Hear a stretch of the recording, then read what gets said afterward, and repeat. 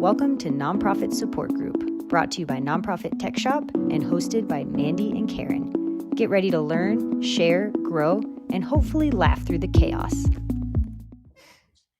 Hey everyone, welcome to our second episode of Nonprofit Support Group. We're calling this episode Getting in the Groove because that is what we are doing right now. So, Karen, do you feel like you're in the groove? I feel like I'm getting in the groove, and I mean we're on episode 2. We didn't get canceled, so I think that's a pretty good sign. Yeah, the producers are keeping us. So, I don't Yeah, know who they are. I think it's us, but I we're so keeping far we ourselves. like what we've done so far, so Yeah, I feel pretty good about that. love what we're But doing with the place. So, let's I do let's too. jump right in. We've got sports and sips this week. So I mean, Obvious big, where we start with big that. sports week. Oh my gosh, Karen, let's go. Unbelievable. I mean, to start, of course, there's the World Cup going on, which we will talk about, but Knicks in 5. I mean, what do we think? Do we like that? Do we like how Wimby is now the person that everyone hates? Did you watch the game? Yeah, I did not. If you had told me after I watched game 7, which we talked about on the last show against OKC, if you had told me that by the end of the series I was going to be a no thanks on Wemby, I probably wouldn't have believed you. Yeah. You and everyone But else in the world. here we are. Sportsmanship goes a long way, people. And like not shaking hands was pretty like not classy, but then the tantrum with the press was just a little bit, that was a bit extra for me. I agree. I mean, I saw some people saying, he's really competitive, like what do you expect? Which I don't accept because a lot of very competitive athletes have lost games like that in the finals and you still shake hands. So, you know what? No more press for Wemby. I'm pumped for Jalen Brunson and the Knicks.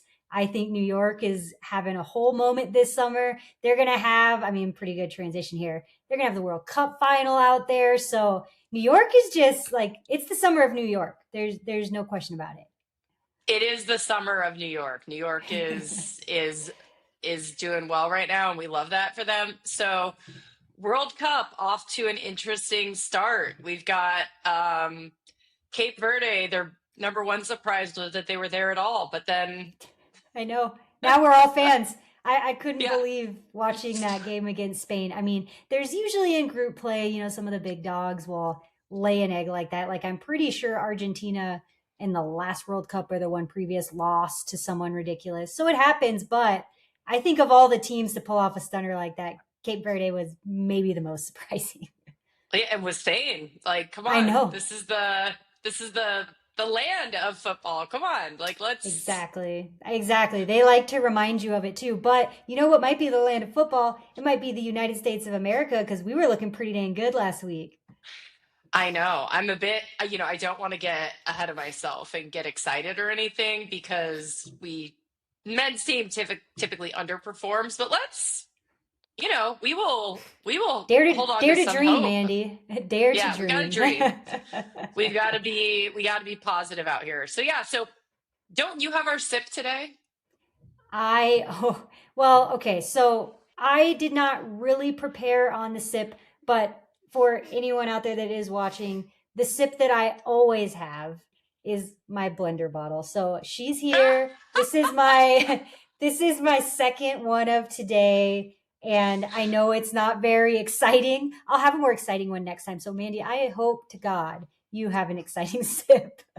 Well, you're surprising me right now. I didn't know that I needed to be exciting but you know what, everybody, hydrate out there. It's really good for your health, mental health, all of the health in many, many, many ways. Like, you know what I've learned recently is that if I wake up like an hour and a half before my alarm and I'm like, I don't feel amazing, but I want to go back to sleep just because, like, your body when you're about to wake up, and this, like, the older you get, the more you notice this, is like it gets hungry and thirsty during the night. So I have found that if I just have a cup of water next to the bed and I drink a cup of water, maybe it's a placebo effect at this point and it's totally in my head, but it helps me go back to sleep. So That's keep interesting.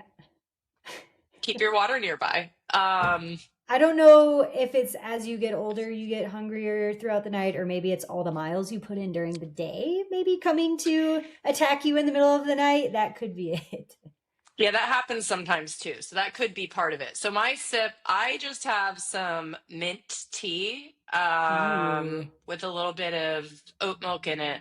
So not Mm. even green tea. We're just, I mean, let's be honest, I've had 4 coffees today. So, but that's what I got to do when I, I'm joining a running club here. I'm in Crete right now, so like I'm running at 8:15 at night. I don't do anything but prepare for bed at that hour, but this That's is when all the crazy. cool people are, I'm in Southern Europe, right? Like this is what people do. They do late night stuff. So we'll see what the evening holds, Culture but yeah, I've shock. had enough. Yeah, I've had enough coffee, so we're on to the tea part of the day.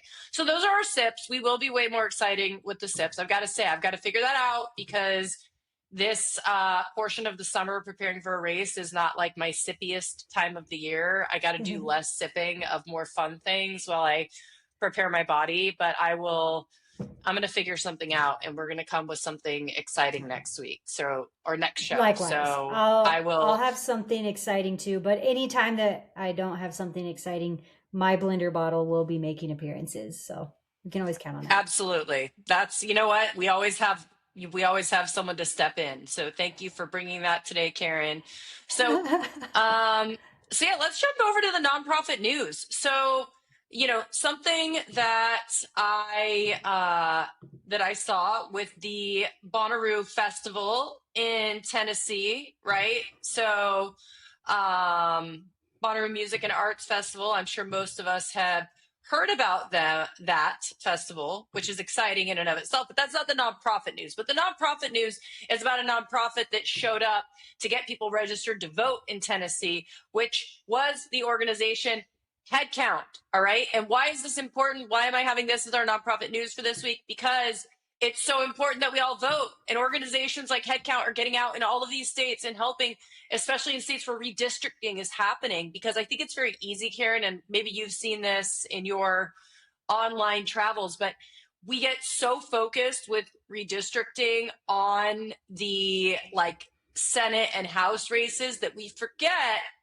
the local ways that redistricting impacts people's everyday lives, right? Things like, what gets funded or not at the local level, whether we're fixing roads, whether we're doing, you know, banning books in libraries and Yep. schools. That's happening at the local level. That's not happening with our state and national representatives. And so while our state, you might look at a state like Tennessee, and it's like, womp womp, they only had like one blue district. Why does it matter? Well, it matters because that one blue district is also where a lot of people who vote that way live, and they want policies locally that reflect the way that they see the world. And redistricting is not just impacting those upstream things, but even in Yep. states where maybe they were never going to elect a blue, you know, senator or, representative, still matters when it comes to the little stuff that is more in our day to day. So I don't know. What do you see out there as it pertains to redistricting and the work people are doing to get folks registered to vote so that we can vote against or for these things if you're for it. That's you do you. God, I hope not. No, I think this is like organizations like this are so important. And I think that voting oftentimes, as you mentioned, we think about midterms, Senate races, things that are national, presidential voting.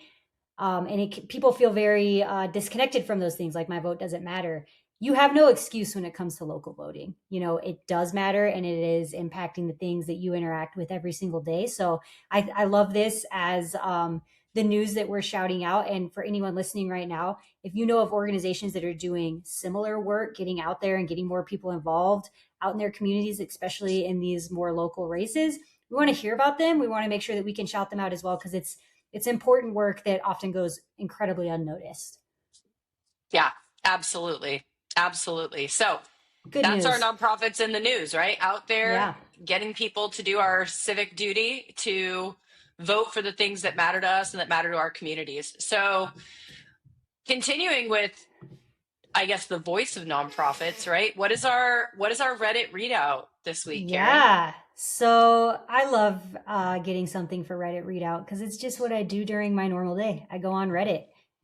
So I found this post in the nonprofit subreddit, and it is from someone who is asking folks in this space, how long does it take for you, your organization, to get donors thank you letters and acknowledgments? Now, you know, online things, I'm sure everyone would just say like immediately, right? But this is a bit of an interesting one. The situation for this poster, they work remote and the organization they work for is globally distributed. So when people donate on the website, they're getting those automatic thank yous. They can do things that are personalized, but people who donate via postal mail get thank yous that take between 1 and 3 months after the gift is received. So since they're remote, that's obviously adding a lot of friction because one team member has to go get the mail, drive it to the post office, the bank, do bulk scanning of all the donations, right? Lots of friction. And when I read all of the responses, everyone was a bit horrified that it takes this long.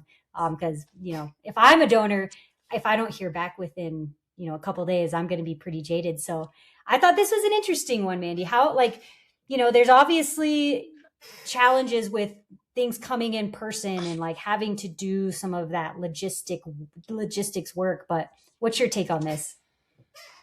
I mean, I think you know what my take is going to be, but I mean, I understand the pain, right? And this is one of those, I think, where like perfect being the enemy of good and having process get us too tied up. Obviously, you don't want people. I mean, obviously, when someone mails something and you don't expect something right away, you do expect it in a timely manner. Getting that thank you is a reminder to donate again, to pay attention, and that can lead to more revenue or just people feeling good. So the next time you ask, they want to give. There are a lot of downstream implications. And so if I were talking to this person, I'd ask, what is the process and what prevents you from getting that person onto the same list that your online donors are on within your CRM so that you're getting that out right away? It doesn't really matter. Is it okay for us to send someone a thank you for $100 check before the check is cleared or before we've heard from accounting? Yeah, I mean, what's the worst thing that's going to happen? You're not sending them a tax receipt right away. You're just letting them know it's been received and you're thanking them. And so I would encourage and ask about what is stopping that, manual entry, what's being blocked. Because there's not really aside from getting someone on the proper list, there's not really a tech fix for that because it just sounds like there are process hurdles that are putting Yeah. process before donor experience. Yeah, I agree. And I think oftentimes, not only in the nonprofit world and all of our worlds, we don't like take a step back and look at the process. We've been doing it this way. This is how we do it. And, in this post, the poster mentions it's, not to point fingers, but the accounting team is 1 to 2 months behind. So, okay, let's actually take a look at that. Let's not just do it the same way we've done it because we're all used to it and we know it gets done that way. Like, how, to your point, I think you absolutely nailed it. How do we put the donor experience first rather than, our process experience? I think that absolutely nails it. Yeah. I mean, and finance teams are often using the most legacy technology and processes. Obviously, we want to be careful and mindful when it comes to money. All of our businesses, whether they are for profit or nonprofit, depend on that. So I get where the holdup is, but definitely an opportunity for evolution. And I'm going to have to jump into that post and see what people said in the comments because Yeah, they were, they were horrified, mystified, all the things, but not taking shots at the person too. I obviously everyone in that subreddit knows a lot of the hurdles. So, but yeah, I think you should definitely jump in and look too. Which Well, and I mean, I love, oh, sorry, I was go going to say, ahead. I love that you chose a money focused topic because we're going to be talking about donation tools and some of the tech troubles there. And that's also going to be our tech talk topic. So, but sorry, go ahead. I cut you off. No, no, no worries. We both just wanted to transition us there. So I think we had our brain twin hat on right there. So we will get into that. But before we do, a little bit more on the good news stuff. Like we've got our nonprofit hero that we need to talk about. And Mandy, you found this one, right? Delivering like local meals for immigrants. Is that accurate? Yeah. So I was just, keeping an eye on nonprofit news as we do. And I thought that this particular story about this organization was really touching, very powerful, and very important, and something that so much of the work that's done by nonprofits, and we've talked about how it would be great if some of this work either didn't need to be done, like this particular organization's work. We all wish that this work didn't need to be done, um, or that our tax dollars government was handling some of this stuff. Nonetheless, a lot of it needs to be done by nonprofits. And what it allows us to do is think about problems that we don't know exist. And so we have all seen what has happened over the last year plus, with the increased threat, with the increased presence and intensified behaviors of immigration enforcement agents. And this nonprofit is helping with a problem that we might not be aware of, which is the fear of leaving the house. And people in families who have stopped working or cut back their shifts or don't even want to go to the grocery store because doing so puts them at a greater risk of being detained by ICE and being deported. And so what this organization does, and it started for this very reason, it's called Bags of Hope, and they're out of the San Fernando Valley in California, and they are bringing 42 families food each week so that they don't have to leave the house in order to get food, so they don't have to increase their deportation risk. One of the people highlighted in the article is actually going through treatment for lung cancer right now, doesn't want to have to stop their treatment if they get deported or they get detained for a long period of time before being deported, which happens. And so it's just putting light on something that we might not all think about fully. And I think the work they're doing is important, as well as the light they're shining on this particular thing. So and it's the Ignite the Light of Hope Foundation with their Bags of Hope program for immigrant families in San Fernando Valley that is our nonprofit hero this week.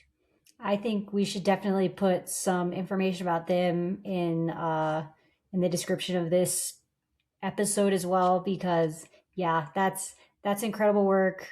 To your point, things that if you are sitting with privilege, don't necessarily even think of as something that needs to happen.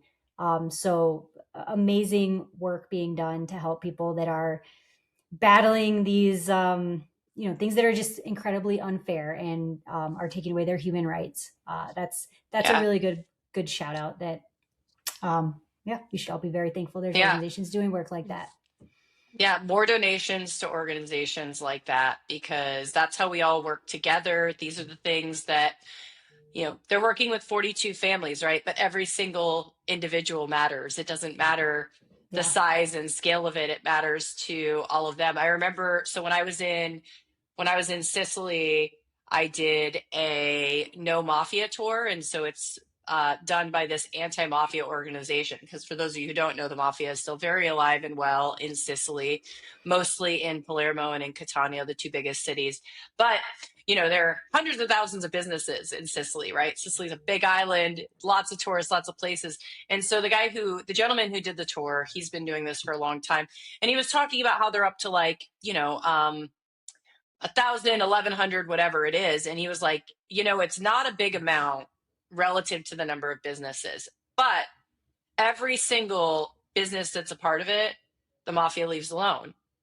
And so that is 1,100 families who are not having to give a portion to this organized crime. It is people whose children are not being threatened if they don't give money to this organization. And so it was a reminder of, at first you hear the number, it's like, well, that's not that big. It's like, but you know what? Each one of those businesses, each one of those families, each one of those parents, everyone matters. And so Exactly. Regardless of the size of the impact, it all needs to happen for the wheels to keep turning. So I love what they're doing. I love that. Impact is impact. It Yeah. doesn't, this scale does matter, and we want to reach scale with all these things. But if you're changing one person's life, one family's life, that's not insignificant. So I love that.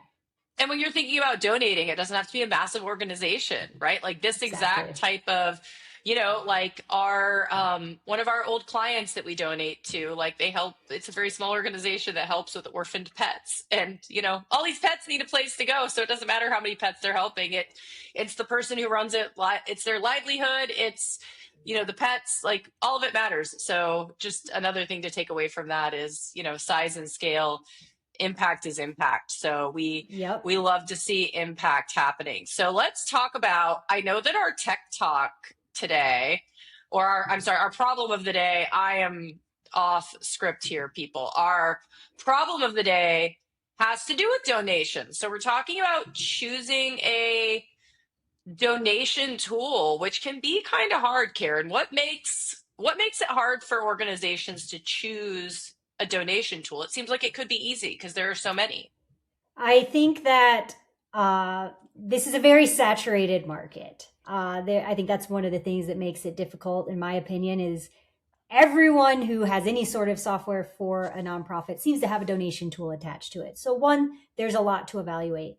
Two, I think that a lot of these tools, and we see this in our work with organizations across different kinds of tools, doesn't matter if it's volunteers, donations, memberships, they sell as, a transactional tool that does one thing. But, we don't think about the big picture, like where do these donations go? How does this play into our bigger tech stack? So I think that's another challenge with it. And then three, I think, budgets and just thinking about like what's going to be the easiest thing to stand up, what's going to be the cheapest thing. Sometimes I think that we forget about what's going to be easiest on the back end, what's going to be the best for our donor, right? Those other questions, there's a lot of questions that need to be asked. So those are things that I see. What are things when you're, consulting an organization on what kind of donation processor they should look at? What are the top things that you're thinking about? I think it ties to what you called out around it being transactional, most of these tools, and that they either miss one or the other. Like either because the other side of transactional is architectural, like how does it Mhm. work into, like you said as well, your overall organization? Because not every donation is transactional. We have recurring donations. We have one-time donations, but kind of like the Reddit readout, do they come through online? Are they mailed in? Or people picking up the phone? And then we have things like when people bequeath an estate, we've got corporate donations, in-kind donations, matching, hard credits, soft credits, sponsorships, large donors, and the list goes on. And so what ends up happening that I see when I'm talking to organizations is that they end up with, and then you might have memberships too. Like it can just Christmas tree out, like the sky is the Totally. limit, which is great. More streams of revenue, more revenue and money for the mission. Fantastic.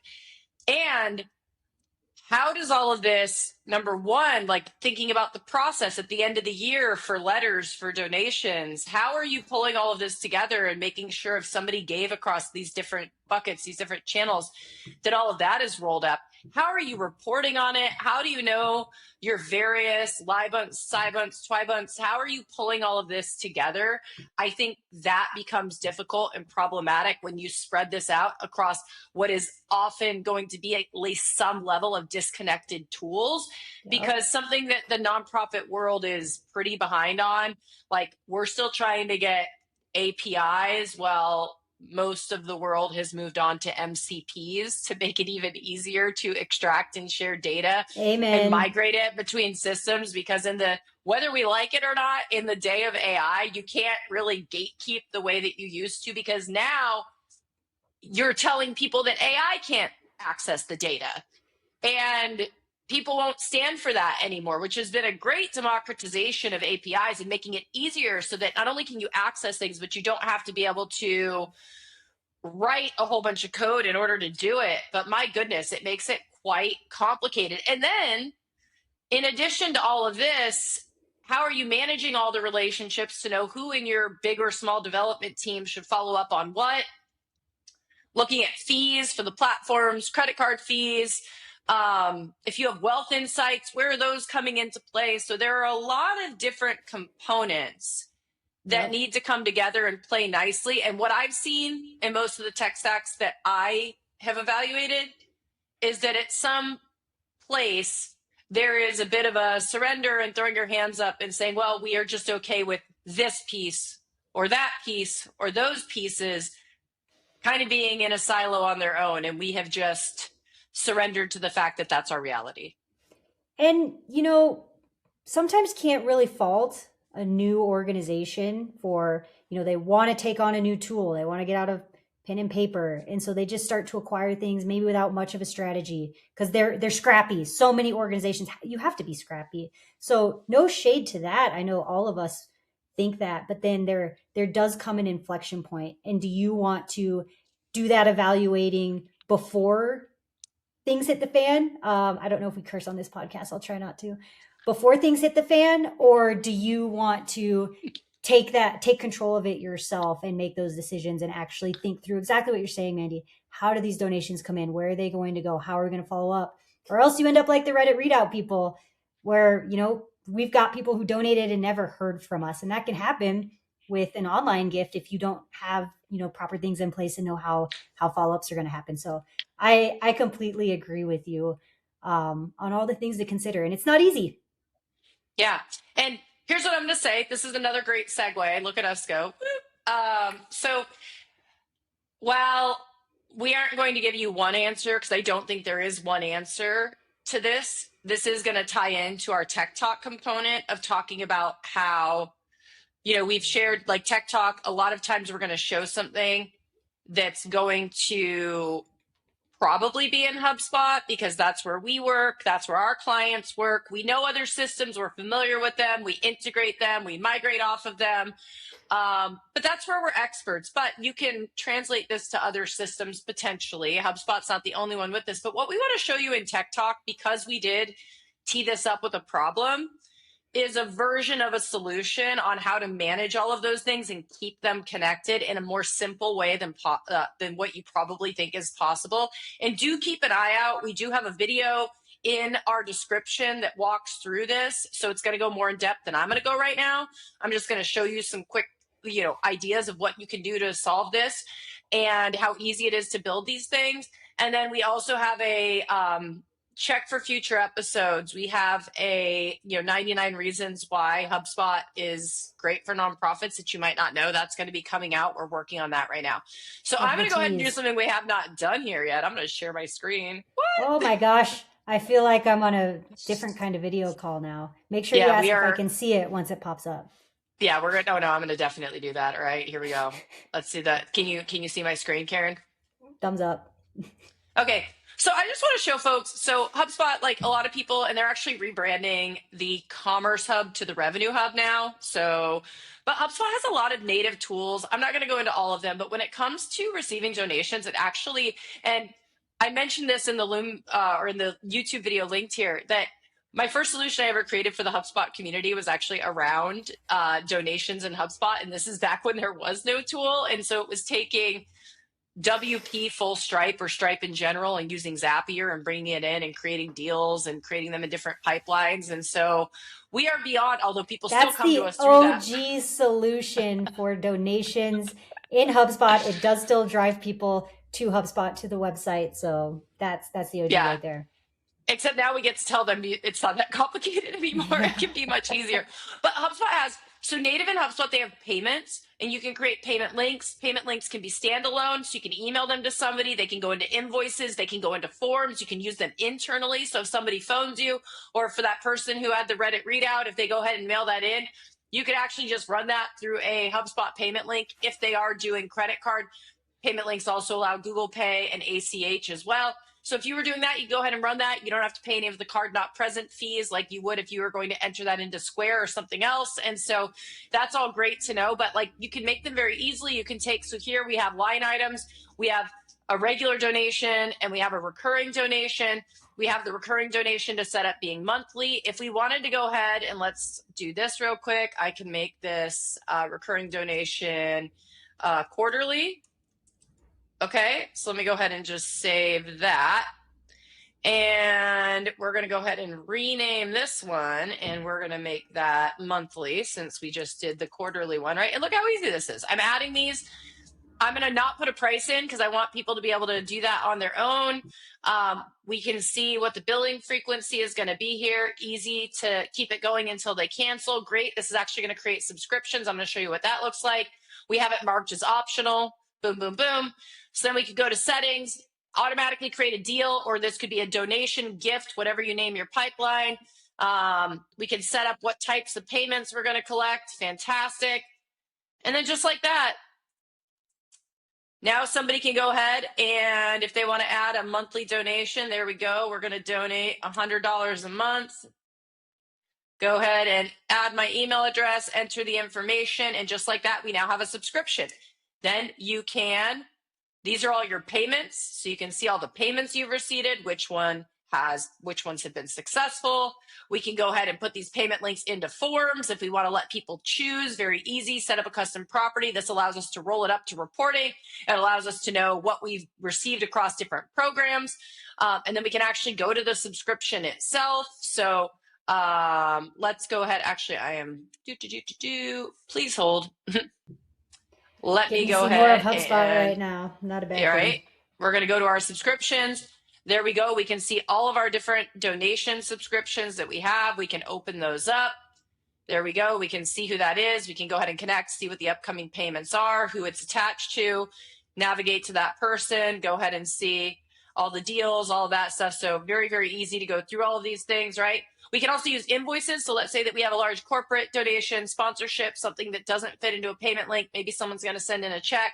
We can go ahead and send out an invoice that can also be connected to a deal, easy to track everything.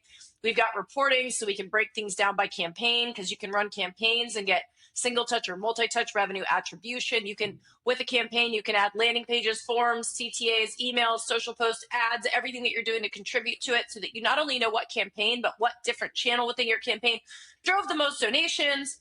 Then you can connect it all to your accounting software to automatically push all of those donations over to make that easy on the accounting team who we were talking about earlier. So I just wanted to give a little bit of a preview of what you can do. There's been a lot of really great upgrades made. And also some fun things to think about within HubSpot. You can also, when you close a deal, when you sign a contract, you get an invoice page, you can roll that into a project. Projects can help with onboarding, let's say a sponsor, if someone's sponsoring your auction or your event or whatever that may be. So the sky really is the limit, but it's a lot easier than someone would think. Now, this isn't going to solve for like, peer-to-peer or some of the other types of donating that you might do, but it does solve for a lot. And so the reason I wanted to highlight this is just simple solutions do exist. And the more you can consolidate, the better. And with that solution that I just showed you, every type of donation that we mentioned within the complexity of needing a lot of donation tools can be resolved. And while HubSpot itself does not natively have wealth insights, they do have smart content. What can we do? Pipe in wealth insights, break people into segments, customize the appeal that goes in the email, customize which payment link they see. So maybe someone we know has more money. We suggest they donate $1,000 instead of $100. And so a lot of this stuff doesn't have to be over engineered. We don't need all of the point solutions in the world. We can really create something that works, that's streamlined, that gives us visibility, that allows us to manage the relationships appropriately so that we can keep people donating and funding our cause and the mission that we're working towards, so that we can understand and report on and see what's happening. We can know where we're having fall off and churn and make great decisions and simplify it. Because whether I'm talking to a nonprofit or a for-profit or whoever it may be, over engineering and underutilization and the combination of those two things are so common and so harmful and so expensive. So Yeah. keep it simple. That's my tech talk message for this week to close us out.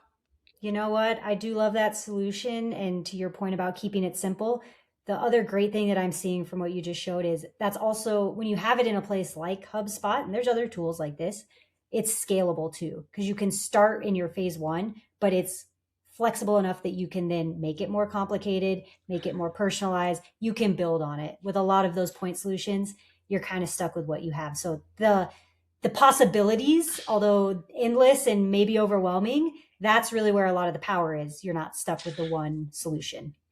Well, and something so important you bring up in that, Karen, is that the scalability. This is HubSpot, just like anybody, just so we all know, everybody who has these donation solutions, they're making credit card fee points. That's how they all make money. And so HubSpot makes this available at the lower tiers. So you can get in, and there is quite a bit available at the lower tiers, at the starter level, even at the free level. So it doesn't have to be this big enterprise solution to access the things you need to do, which is get money and manage the relationships that get money, and to show your impact, right? Which you can do through emailing and communicating with people. And it doesn't have to cost a lot to do that. And as your organization grows in the funding that you have and the impact that you're making and the sophistication that you can build out, then you can tack on more expensive things. But Yep. I want to also kind of break that thought that you have to buy, oh, HubSpot's so expensive. It's like, you know, most people aren't doing enough automation and that type of work to justify the higher cost. And if you are, Agreed. awesome, it can do that. But if you're not, the cost of entry isn't as high as I think people think it is, because it can be and is an enterprise solution. They built their market share with SMBs. Yep. Exactly. Nope. I agree. You got to start somewhere, and you can't let perfect be the enemy of good. So, and I think Yeah. that, a tool like HubSpot is a great one to let you get started and not overcommit, but gives you the chance to commit more fully when you're ready. And then your architecture and structure and tools are there so that you can actually grow. I Yep. mean, we sound like we are not trying to be HubSpot spokespeople, but the grow better like really is like you can stay there and expand how you're using it, but start where you need to be. So I recommend checking it out, and we'll get that downloadable out soon, and the video is in the description. But otherwise, Karen, that was we did it. I think Woo! we did it. I think we're grooving. Yeah. I do think we lived up to the title. I loved the tech talk. I love how this all flowed together. Hopefully, this was helpful to some folks out there. Leave us comments on the YouTube video. Follow us on LinkedIn. Follow us anywhere you can find us. Ask us questions. We're excited to be here talking with you guys every other week. Yeah. Have a great rest of your week, everyone.